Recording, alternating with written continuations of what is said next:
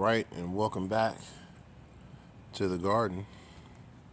Urban Growers, thank you for tuning in. I want to thank all of you who have subscribed so far, everyone who has liked any of our videos so far. If you're new here, please hit the subscribe. We definitely want you to follow us along on our journey. For those who are new here, we grow peppers. And we make hot sauce.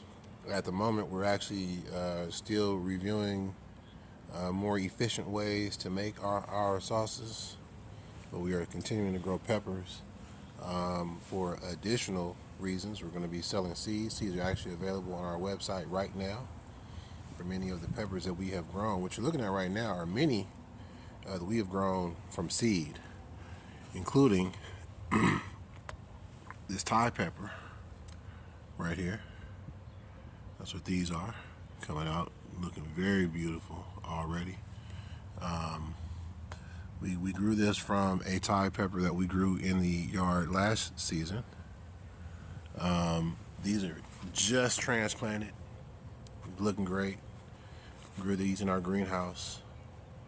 I'm gonna be honest with you, the one thing I'm working on to get better at is keeping track of what I'm growing. I know what I grew, I just don't know which one of these is which. Which I know isn't the greatest of practices. But I know by the time the seeds come out. This is actually a Serrano bush. This is its third year actually. It overwintered, and as you can see, many Serranos are already starting to grow back here. A couple really nice ones back here. I'll be picking these today.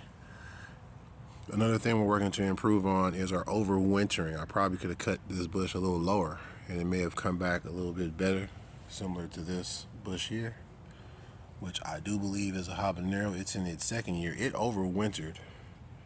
It didn't do too well last year, but it looks like it's going to have a great season here.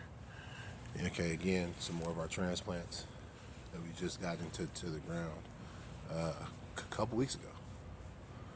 And these all grew very nicely in our greenhouse.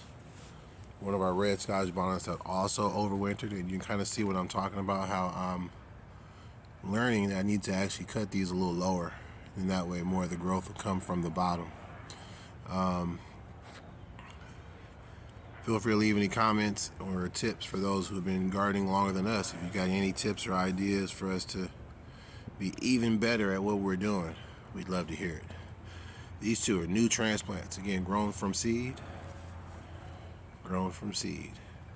The Scotch bonnet was also grown from seed last season, by the way. Some chives in the front. We had to cut some of those flowers loose. We're also going to be selling chive seeds. This is a jalapeno bush. This did pretty well for us last year. As you can see, a ladybug is crawling around on there. You may see some dead cilantro in the back, coriander.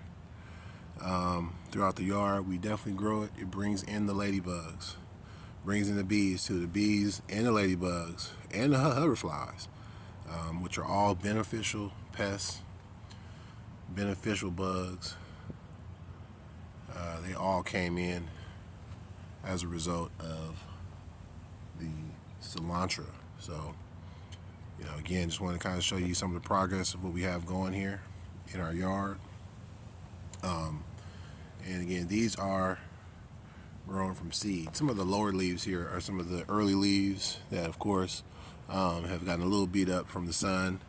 But as you can see, with the newer growth, it's a lot greener towards the top, as we like to see.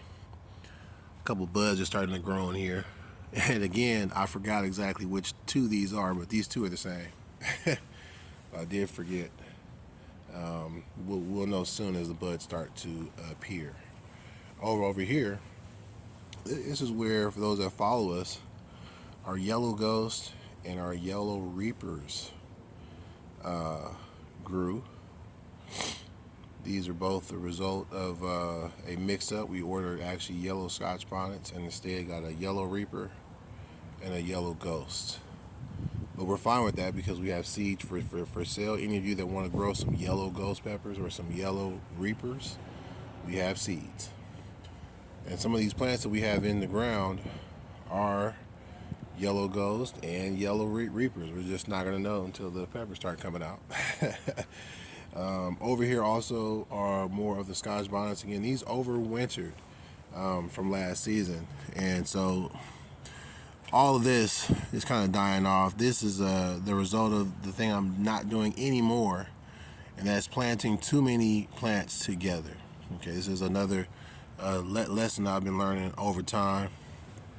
You know, many of these need to have their own space, right? And what happened was during the process of growing these, again, these were all grown from seed. I'm just going to show you here at the bottom. It's actually too many plants in here. Yeah, I should have separated these. Instead, I just put them all in the ground as one. I made that mistake here as well. They still produce, but not as well as the bigger bush, which you can see is by itself. Okay, we're going to clean it up a little bit more. It kind of got attacked by some ants. Ants started bringing like aphids and things up, and definitely continue to work on getting those off of here. You using neem and whatnot as well to help treat and prevent. But we're most likely going to take this whole tree out here entirely. Both of these are probably going to come all the way out here. And we have more plants that will go in here as well. We're also working on getting some different flowers and other things growing alongside our peppers, the companion planting that I've been studying, and I just so far haven't been having success with throwing flower seed and just having it come up. I may have to start some flowers in our greenhouse. So that is